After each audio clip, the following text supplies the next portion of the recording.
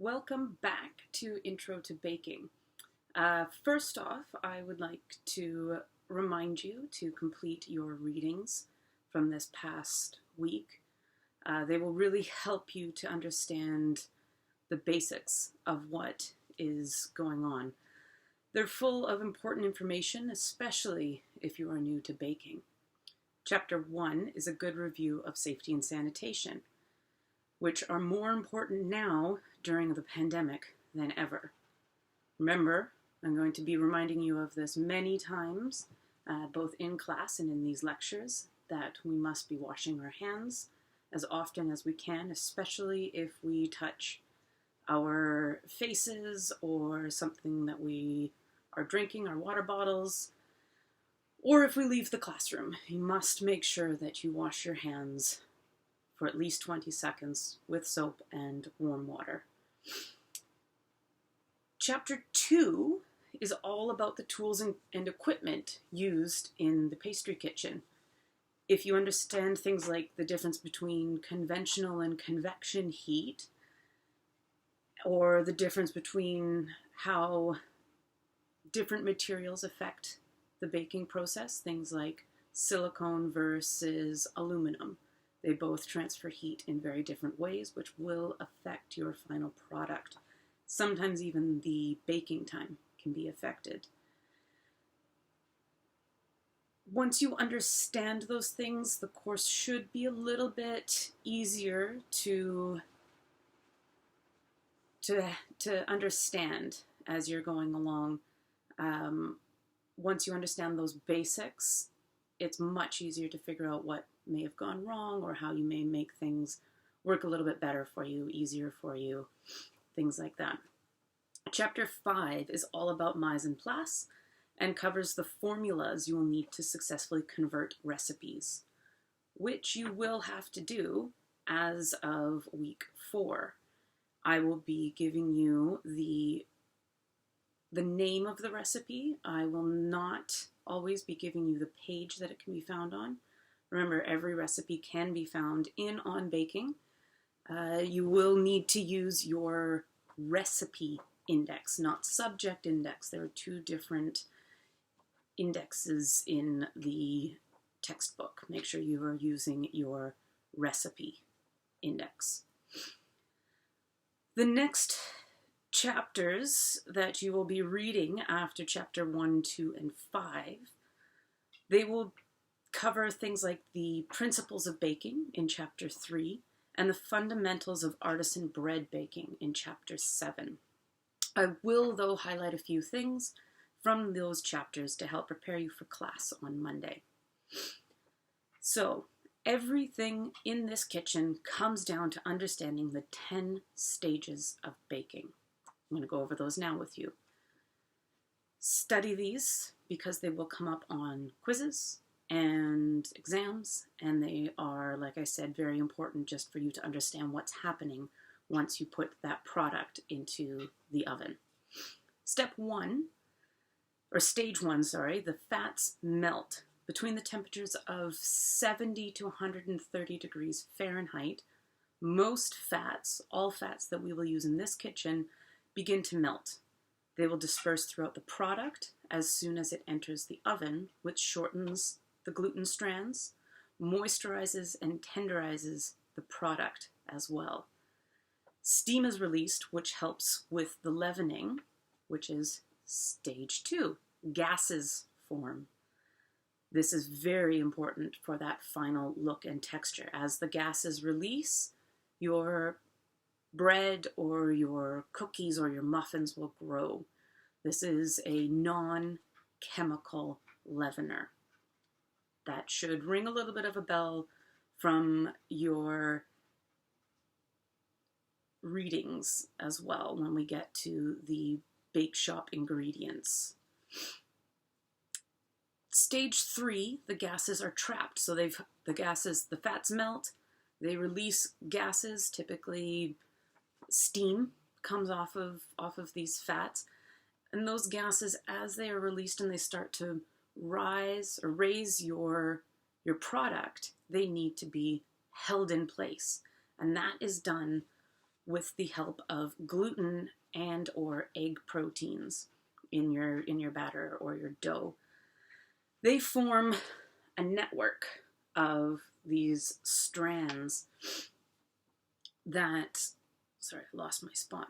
They hold a network of protein strands that hold those gases in place. The gases get trapped because the holes in the protein net, if you will, are not big enough for those steam molecules to escape. So this helps to, as your steam is released and your product starts to expand, that it's held in place by that network of proteins, and therefore it's not just released into the oven right away. Excuse me. Stage 4, microorganisms are killed. I mean, we all know that it's very important for right now, as we're dealing with this pandemic, that we need to make sure that every little bacteria or virus molecule that is on your body is killed in there. But there are, without a pandemic, there are all kinds of microorganisms, bacteria, molds, things like that, that are inside your doughs and batters. Some of them are useful, like your yeast. That's a form of a microorganism. But some of them are not, like your salmonella bacteria that could be on your eggs or in your eggs. So it's important for the entire product, from the crust to the very middle, to reach a high enough temperature that these microorganisms are killed off. All right, that's why if your product does not bake all the way through, I would strongly, strongly recommend not eating it, because you cannot guarantee that those microorganisms are not still alive and possibly thriving. I mean, there is salt and sugar in there that will help to kill those organisms, but some of them can survive with the concentrations of salt and sugar that will be in some of the products. So it's important to fully cook it through, or fully bake it through. Stage 5, the starches gelatinize. So starches are complex carbohydrates that are present in plants and grains. Wheat flour, for example, is 70% starch. When they mix with liquids, when starches mix with liquids, there's magic that happens. The starch molecules absorb liquid and begin to swell when they reach around 140 degrees Fahrenheit. This gelatinization process is an important contribution to the final crumb structure. Stage 6, proteins coagulate. There's some big words in here. For the most part, you won't need to know how to spell them perfectly, but definitely make sure that you know the terms in which they go with starches. Gelatinize, proteins coagulate. Okay? Around 160 degrees Fahrenheit, the proteins present begin to bond or solidify. This is another important step in keeping the gases inside the product to achieve the proper texture and volume. I'm just giving you some basics of each of these stages. When you do your readings after Monday's class, you will find that the textbook goes into a lot more detail than what I'm giving you here right now, but I'm just giving you a bit of an overview so that you have something to go back to when it's time to study for these things. So you don't have to reread the entire chapter in the book. Stage 7, water evaporates and the gases escape. So around 160 degrees Fahrenheit, again, the proteins coagulating and the water evaporating, they could go either one before the other, but typically the proteins coagulate before the water evaporates and the gases escape. The product is still porous, and it allows these gases finally to escape. When they get excited enough, they can push their way through. This is the first step in forming the crust. As the product dries, all of this water is evaporating, the steam is escaping, your product is actually drying out. That moisture is leaving it now. And your crust is beginning to form because the product will dry from the outside in. Makes sense? The heat is coming from the outside, so that's what's going to dry first. This begins the formation of your crust. Stage 8, the final process that is happening inside the oven, is when your sugars caramelize. Around 300 degrees Fahrenheit, water evaporation slows down or stops completely, and the surface temperature of your crust begins to rise dramatically. This results in breaking down and darkening of the sugars present, which causes the crust to change color. A little side note, this is called the Maillard reaction and results in the browning color, the caramelization color, and flavor development. Think of raw hazelnuts versus roasted hazelnuts. In those hazelnuts, there is some of this Maillard reaction happening. The enzymes are browning and you're getting a richer flavor, a nuttier flavor out of it. So it really helps with your flavor development. Another reason why I tend to say let your products go a little bit longer, get a little more color on the crust, because that just deepens that flavor for them. Once you remove your products from the oven, there are 2 more stages that happen. One is the carryover baking. As soon as you pull your products out of the oven, they are hot. They still are 300 degrees Fahrenheit or more, right? You can't touch them. It burns your hands. Well, there's still some baking happening at that point. You don't want to leave your cookies in the oven until they are perfectly baked, because when you remove them, that sugar, think of the sugar especially, is still really, really hot, and that is going to continue to bake your product and allow for more of those gases to escape and more water to evaporate. So you should not cut your products either when you have first removed them from the oven, because that carryover baking is still happening. As soon as you cut into that loaf of bread, you'll see this huge burst of steam come out. Now you have just lost possibly the rest of the moisture that you wanted in that bread because you cut it open. Also, your fats have not really solidified yet. They are still liquid, and your starches have not, what is it? I want to give you the right. Your sugars haven't recrystallized yet because they're still hot. They're still also in liquid form. You need to let both of those cool down until they are back into a more solid form, so that when you cut into your bread or you cut into your muffins, you're not destroying that beautiful crumb structure that was created when all of these ingredients liquefied. And immediately after the carryover baking finishes, your product is cool enough to the touch, it begins to go stale, or the staling process begins. This is when the baked goods tend to dry out and the starches cool, which redistributes the water molecules, causing the product to become denser. This process is called starch retrogradation. All one word, retrogradation. I just said it a little bit differently so you can actually understand the whole word, hear the whole word.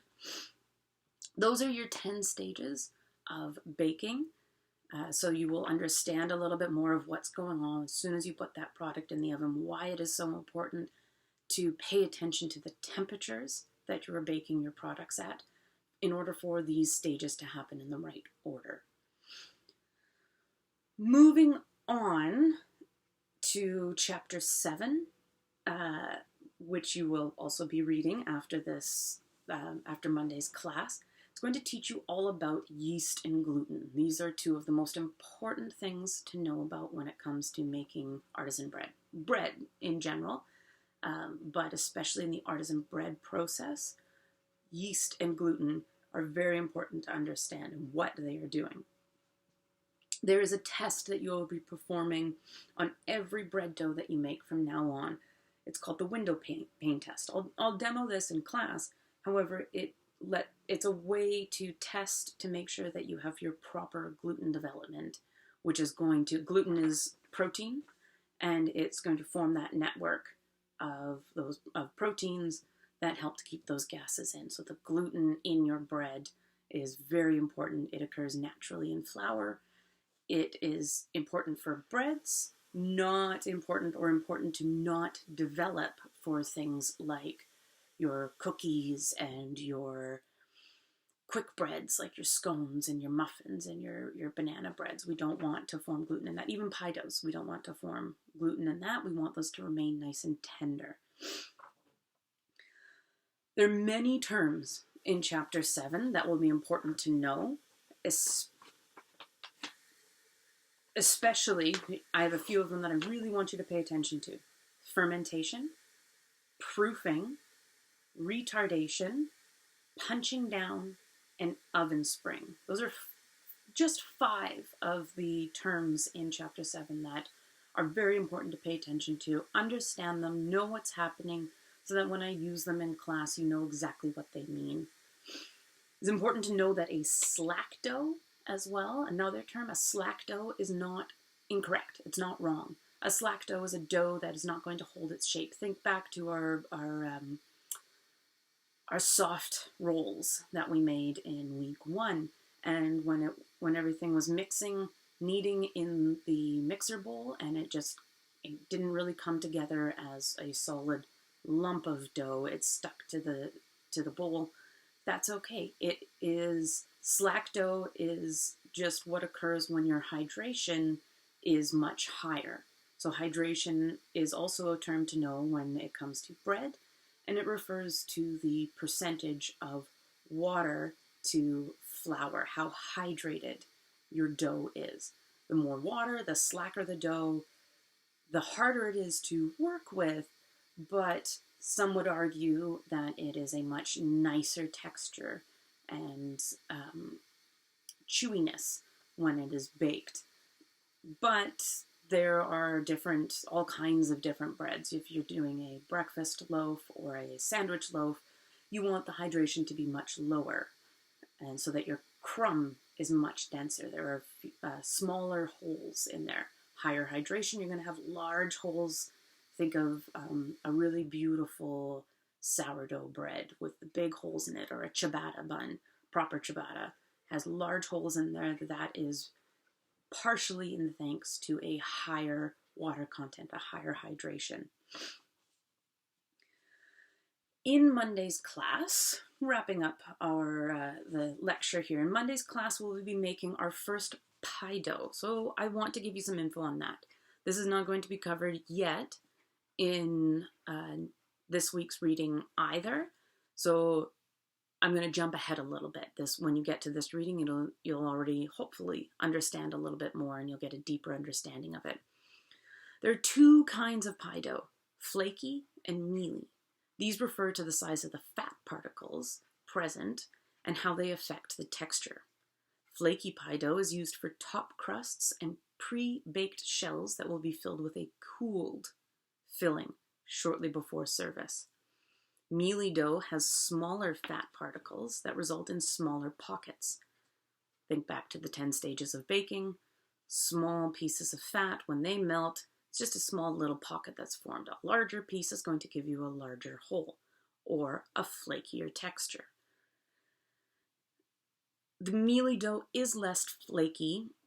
There is less room for liquid to move through the dough and seep through the dough, resulting in a firmer crust. If you are making a more liquid filling, you would want to use a mealy dough. They're often used actually for almost all bottom crusts. We're making an apple pie, we'll use a flaky crust on the top and a mealy dough on the bottom. And this will help to hold all that moisture in. Flaky dough is created by leaving larger pieces of fat in the dough, which create bigger pockets as they melt. When making smaller batches of pie dough, and when you're learning how to do it, it is best to mix these by hand, not in the machine. The machine can go much too fast for you, especially if you're trying to make a flaky dough. There is the friction factor also that you have to think about. Friction creates heat, which would then warm up your ingredients and more likely to cause your fats to soften and not hold their shape. And that shape is very important to creating either the flaky or the mealy texture. This is why it is important to make sure that once you have measured out all of the ingredients for your pie dough, put them all onto a half sheet tray, put your name on it, and leave it in the fridge until you're ready to make your pie dough. Do not bring any of it out until you're ready to make it. Even the water, if you don't measure your water or your liquid out and leave it in the fridge with all of the other ingredients, use the coldest tap water that you can get right when you're ready to go. Even ice water would work as well. All of this is going to help your fat particles to stay nice and large, or at least give you that control over the size of the particles, better control over the particles. When you are mixing by hand, it is also easier to limit the amount of gluten that is developed. We will do a similar method that we did with the muffins. You will mix your dry ingredients together. You leave the water, any liquid stays out. Once your dry ingredients are mixed, you'll add in your butter. If you cut it into small pieces before you put it in the fridge, it's a lot easier to work with. Add that butter into your dry ingredients, and using your hands, I'll show you this in class, of course, using your hands to squeeze the pieces, especially for flaky dough, squeeze those pieces into smaller pieces of our desired size. And then once you have achieved the desired size of the fats, then you add in your liquid and you move things around only until it begins to form as a dough. If it's slightly crumbly, that's okay still, because we don't want to develop any gluten if possible. It's very important as well to pay attention to what kind of flour you use. Different flours have different levels of protein in them. Those proteins come together to create gluten. So if you start with a pastry flour, which has very little protein in it, you're even less likely to develop that gluten in there. Once you have your pie dough together, if you're using the full recipe, which we will be for Monday's class, split it in two, wrap each individually in plastic wrap and label them with your name, even top and bottom, because remember, we're going for flaky for the top and mealy for the bottom. Label them, top, bottom, your name, put them in the fridge for minimum of 30 minutes. An hour is even better. This gives those fats a chance to re-solidify. Everything gets nice and cold again, so it gives you as much time as possible to roll it out into the size that you need. If any gluten has developed, that will be completely relaxed by the time that you get around to rolling it out. And you only take it out of the fridge as soon as you are ready to work with it. One piece at a time. Do the bottom first. Make your filling, put the filling in, roll out your top, put the top on, put it right into the oven after that. Let me make sure that I have hit everything. Unless otherwise stated, we will only use the recipe for the basic pie dough on page 366 in On Baking. That should cover everything. If you have any questions, please send me a message if you need, or ask me at the beginning of class to clarify anything.